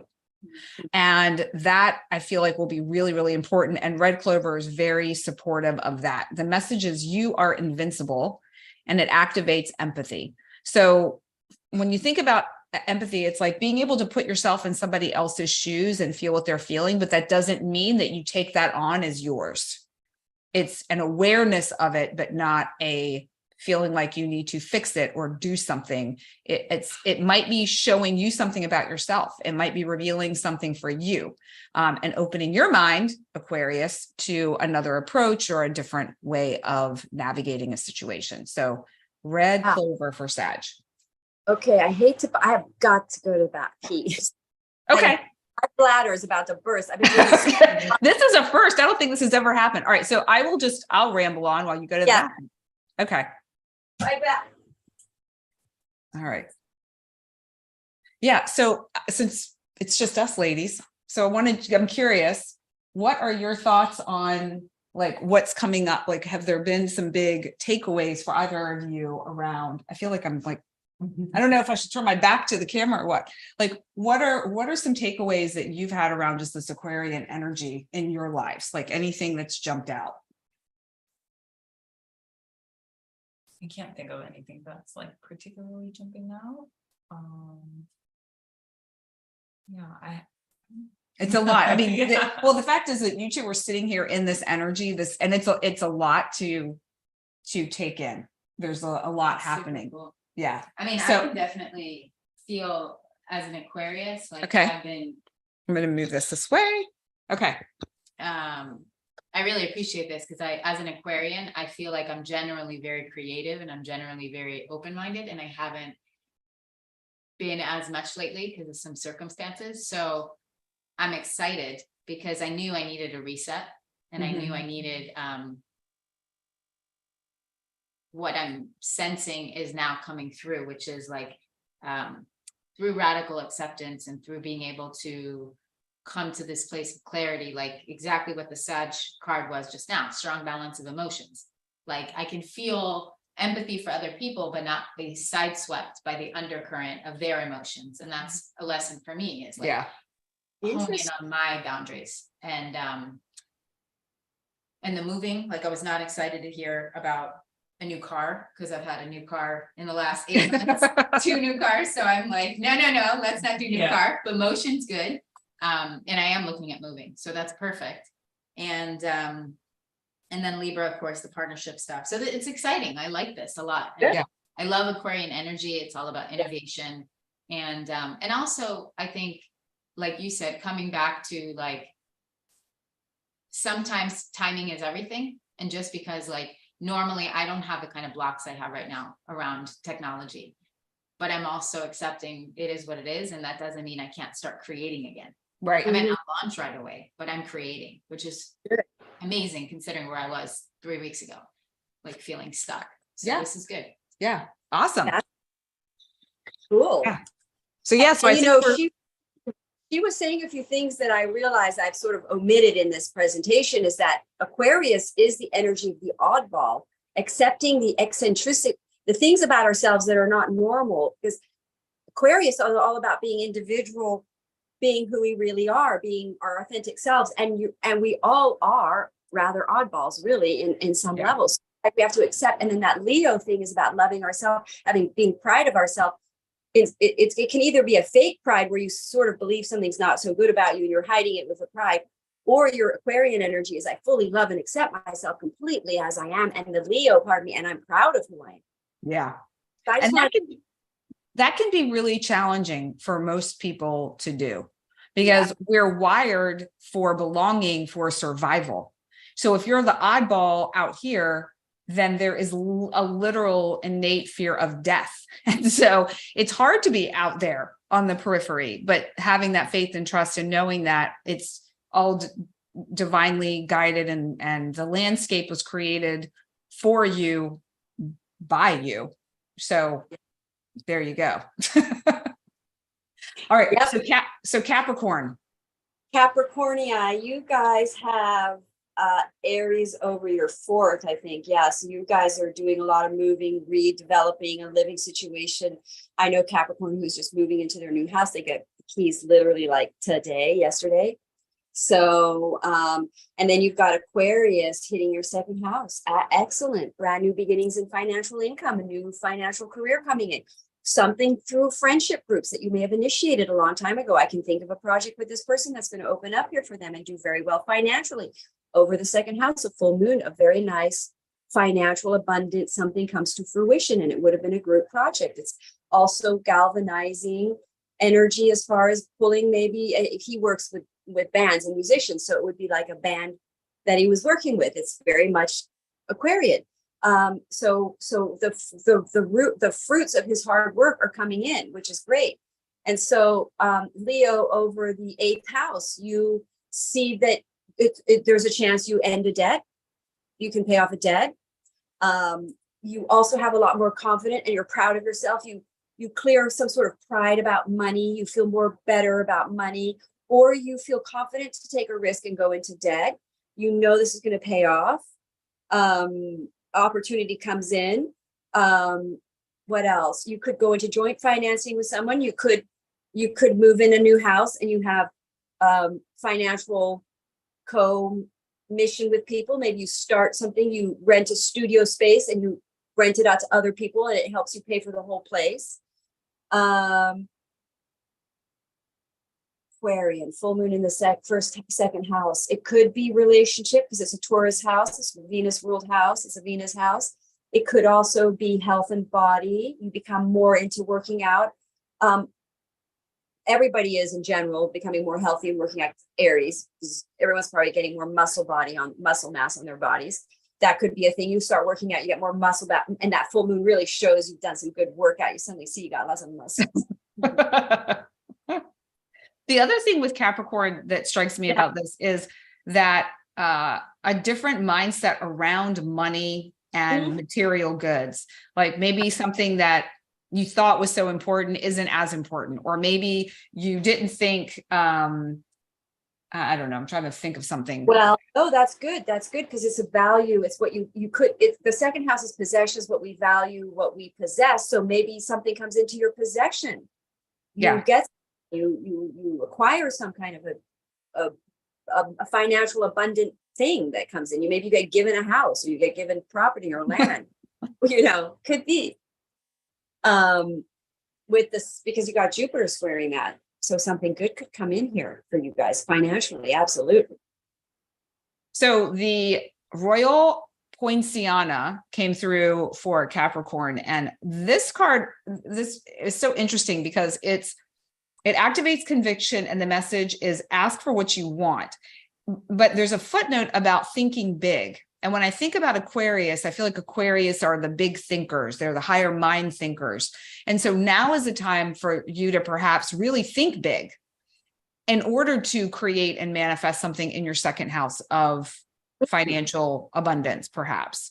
And that may relate to again, we're kind of going back to what we talked about earlier for Cancer and Libra. I'm sorry, Cancer and Capricorn, is that sense of you might have to take on a debt in order to, like, think big might require taking on a debt in order to create that financial abundance that you're seeking. So it may not look as linear as our minds might expect. And that's why it's good to have that more Aquarian mindset and think in different terms, in different way. I'm gonna take a leap of faith and say that I think for Capricorn, they're gonna have some sort of abundant financial thing open up for them. Good money come in, a new financial opportunity. I think they're gonna, like, for instance, this Capricorn I'm thinking of, he's been working with a creative project with a group for a while, and they may have been doing okay, but now I think he really reaps the reward and he gets like a nice solid check from that project. Ooh. Yeah. Yes. Well, I mean, I've got a few Capricorns in my life. Right. So I think it's very good for Capricorns. They've done a lot of karma clearing, and this is their ruling planet is opposing Mercury, but it's ruled by Saturn. So it's ruled by their planet. So this is going to be powerful for them. And they have worked hard for this. They deserve it. It's the fruits of some sort of labor that they did that was more for the creative spirit. It wasn't security based like most Capricorns can be. And they're going to surprised that it worked out, and they're going to realize that there's a universe behind them, not just their own ego mind. And I'm not saying that they're all ego maniacs. But they can be. They can be. Yeah, they want to write the script out and have it fall exactly in alignment with the script, but it doesn't work that way. Not always. No, not always. We ready to go to Aquarius? And I think we've got Aquarius Sun, and then you're Aquarius Ascending. Rising. Okay, so we've got two here. Both aspects. Okay. Yep. So you guys have, of course, this is in your first house. So a full moon in your first house, you change your identity. You suddenly cut your hair, you buy a new hat, you decide to start wearing different kind of dresses. Buy a new hat. Yeah. I'm sorry. I just have to make fun of you on that a little. Okay. I know, it's like this huge big deal. Go buy a new hat. If I see either one of these ladies in a new hat, I'm going to be like, Madelaine, you're not going to believe it. You were right. You were right. Yeah. So, you get a little into your looks here, and you kind of get, and by the way, you could suddenly be very shockingly different because it's out of the blue. You could really surprise everybody. There's this, maybe you get a little more hippie, you start wearing peace signs, and because that's the age of Aquarius, tie-dye, peace signs, big hats, you never know. Your image may become a little more eccentric. You're gonna let your freak flag fly a little more, the Aquarians, right? You're gonna come out of their shell a little bit. And it's great. It's so colorful. You get a group of Aquarians that are doing their own thing. It's just like, you see a lot of like typical Aquarian people would be Russell Brand. He would be like your archetypal Aquarian, very eccentric dresser, out there in the public, really confident, pulling people together.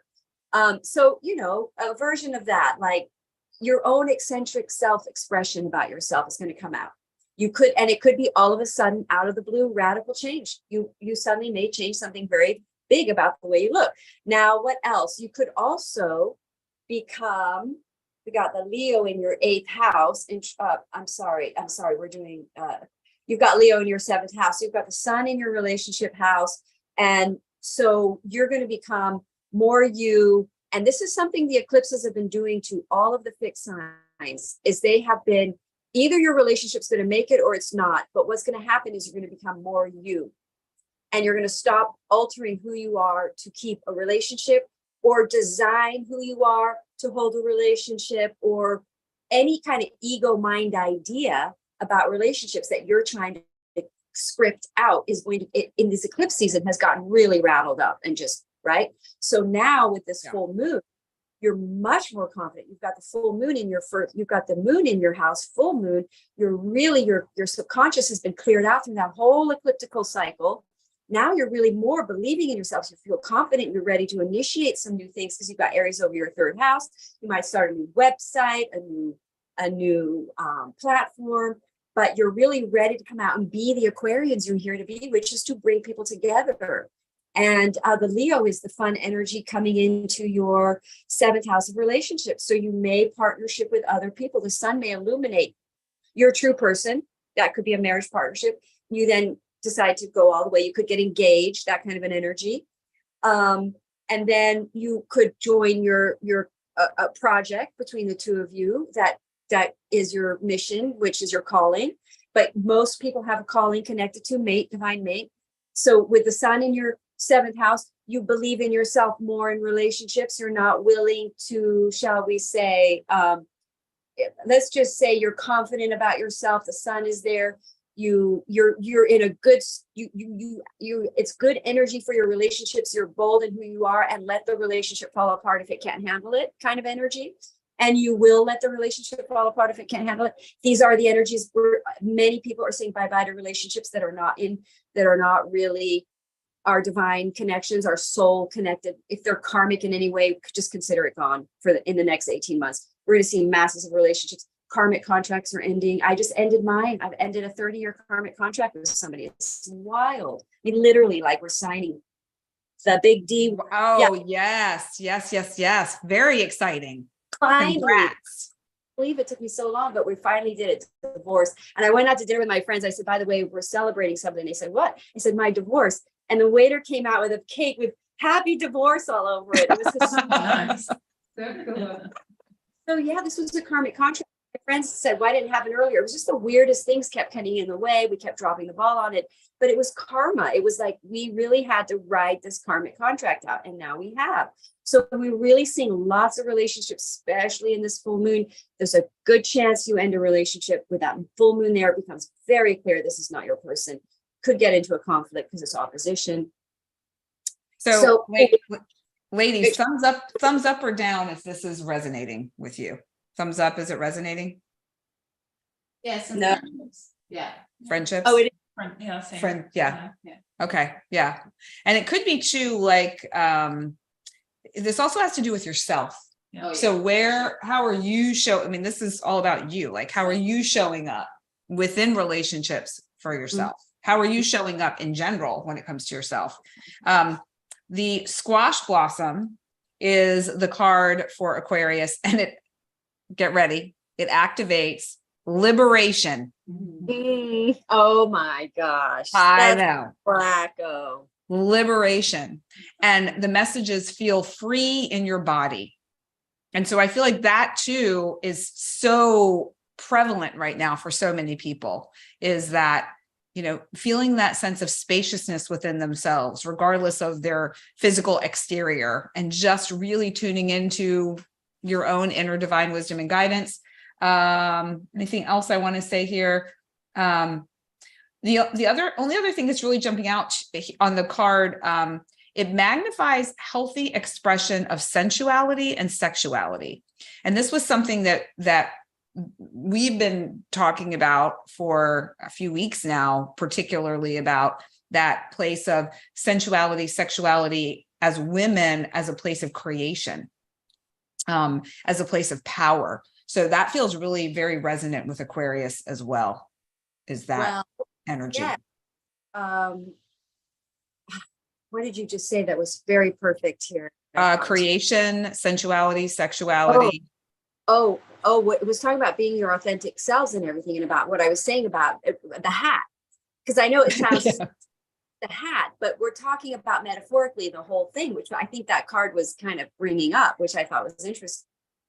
So a second card came out, and I feel like this was potentially geared towards these two Aquarians behind me, but I also feel compelled to share with our audience as well. And that is the passion flower, which activates healing, sleep, and the message is rest more. Mm-hmm. So I don't know if that resonates with either of you. I kind of felt like it was for you, but I think it could benefit all. So yes. I'll tell you why it's specific for Aquarians, that Right. message. Yes, Because exactly. your ruling planet is in the sign of Pisces, and it's in retrograde. So your ruling planet is not only in a very sleepy, weepy energy, very sleepy, like Neptunian energy. It is also in retrograde, which is even more sleepy and intuitive and internal. So yeah, it's all there. And then here we go with Pisces, last one, rounding out the zodiac signs. Yeah, so you guys are going to have opening minds. You got Saturn retrograde in your first house, opposing Mercury. So you're going to have arguments possibly with relationships, contracted relationships, or just they come up and you sign a contracted agreement. Relationships, contracted type come up, or you start a relationship in these energies. But you've got the Aquarius is in your 12th house. So you suddenly become, I'm thinking of a Pisces rising as an opportunity. He does festival circuits in the country, like kind of like festivals where people listen to music that's very Aquarian, very 5D, very sort of like woo up there, and very psychedelic, and all that, because that's the energy of psychedelia, that whole Aquarius energy. So it's like that sounds fun. Where is that, Madelaine? We want to go. Well, yeah, I can tell you about it. They do a bunch of them. They go into the country, and they're very much, you escape into the energy of the higher realms. Like it's very meditative music kind of thing. And, they're getting kind of popular, and it's very spiritual in a way, because it when you connect with the higher dimensions, it's kind of a spiritual experience, right? So Pisces are super spiritual anyway. They may not know it. But anyway, so they've got Aquarius in the 12th house. So some sort of an opportunity around the country, festivals, traveling.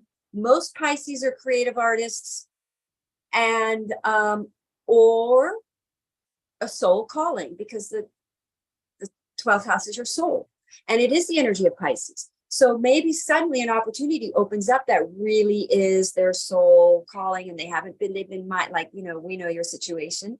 So maybe, yes. So now he's going to wake up and seeing that this is the soul calling, and that he's on board, but that opportunity arrives because these oppositions, something happens to us, and something is coming. Now it's may not be what you believed. Pisces can be rigid-minded, and they're ruled by Jupiter, and Jupiter is the 9th house, and shadow aspect of the 9th house is rigid thinking. So there's potential that they're opening up their minds now. They're seeing and also this is a result of an effort from before. So this is not a new thing, really. This is a Saturn retrograde. This is something from the past that you've already worked on that is now bearing fruit. I'm waiting for Misha to come to me and say, you were right. So you're waiting for me and I'm waiting for him. You were right, babe. That's right. Why did I wait so long? Then it's going to come to me. And then, yes. Somehow it's going back to you every time, Madelaine. I don't know what's going on here. My Leo pride. Oh yeah. Well, and we had, again, the cards were really speaking to us today, because I have two cards that came out that I feel like really connected beautifully with what you were saying with Pisces. Okay, so we've got the pink primrose, here, which activates rapid growth, and the message is make it effortless. And so I feel like too, with that, we've got, Pluto was moving into, well, for Misha, it was, the Pluto was in Capricorn. And so that's been really hard for him. And then we've got the wild hawkweed, which activates wholeness. And the message is fall in love with yourself. And I feel like that's such a beautiful message for Pisces. Fall in love with yourself and the growth that's happening, be happy, be in love with that process as it's unfolding. Yes, because You guys are very distracting over there. oh, you're having What was that, Madelaine? you're all having Aquarius party. You're partying too much. I know it is. It's a big Aquarius party here.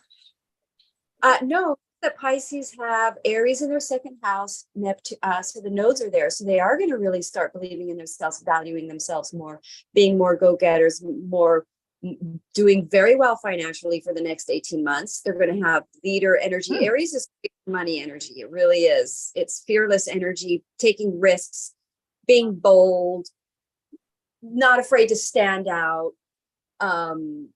energies. So I say this looks good time for Pisces. They've got Saturn in their first house, so they're taking very initiative. They're starting projects. They're initiating things. My son is doing that. He's Pisces rising. And it's going to bear fruit in the money area. And their Aquarius is in the 12th house. So it's almost like the soul calling becomes clear. I mean, what a beautiful way to wrap up all 12 signs for this Aquarius full moon. That is true. Nice. You're right. Nice wrap up message. The soul calling. Yeah. And so, as always, if anyone's looking for specific guidance on your astrological chart, reach out to Madelaine. She can definitely guide you, support you, help you along that path.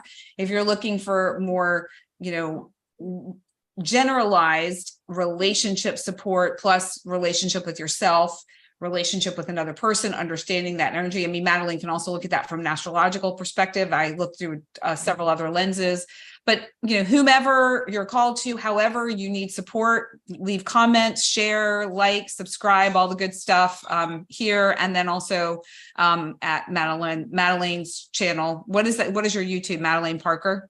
Madelaine Parker. Yeah. That's it. Just look up her name. And we're here to support you. We appreciate anyone who has tuned in, anyone who is catching the replay. I know these ladies who are beach goers, we're going to catch the replay later and be very curious their thoughts. Hopefully they'll comment and leave us some love there.